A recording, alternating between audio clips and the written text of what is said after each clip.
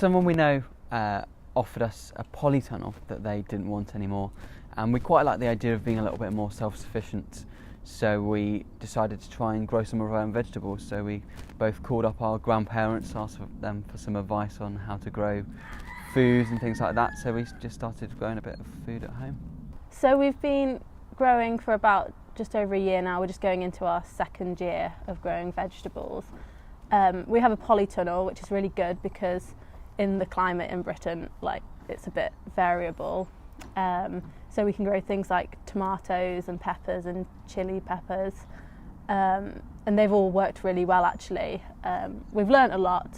Things like broccoli and Brussels sprouts haven't been quite as successful. It makes you appreciate a lot more the amount of work that goes into growing vegetables, and it stops you from taking for granted sort of the food you get. And so I find that we've wasted a lot less food because we want to use every part of it because we've grown it ourselves. When I go to the supermarket now, I see so much plastic packaging, unnecessary packaging on food, things that don't really need to be protected that much. Things like cucumbers, they've got their own skin on them, that helps them to stay protected. So I think growing our own food has helped us to obviously reduce our own impact on the environment, but also it's made us aware of, we don't really need to buy things with loads of plastic packaging. So now if we do need to buy stuff from the supermarket, we try and go for stuff that doesn't have plastic packaging or buy straight from a greengrocers, which is obviously helping the environment by reducing the plastic waste and things like that as well. Obviously growing our own food as well is reducing air miles. Like Tilly said before, things like tomatoes and peppers, which are a bit more difficult to grow in the natural climate, we can grow inside our polytunnel because it's that little bit warmer, and it means we don't have to ship them over from other countries, so it's reducing our impact on the environment as well.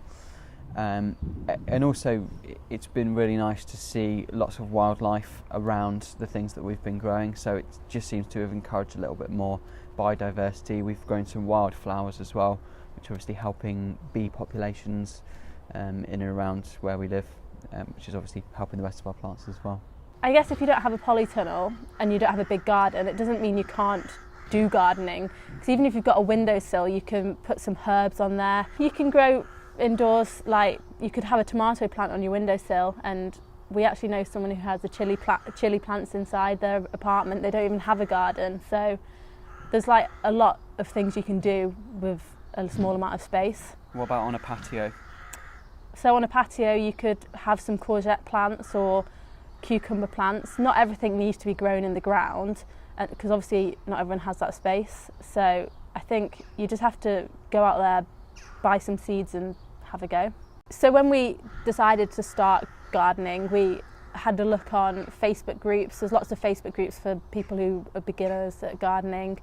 We went to charity shops and there's always books on gardening, and there's even equipment like spades and pots, that they sell them there.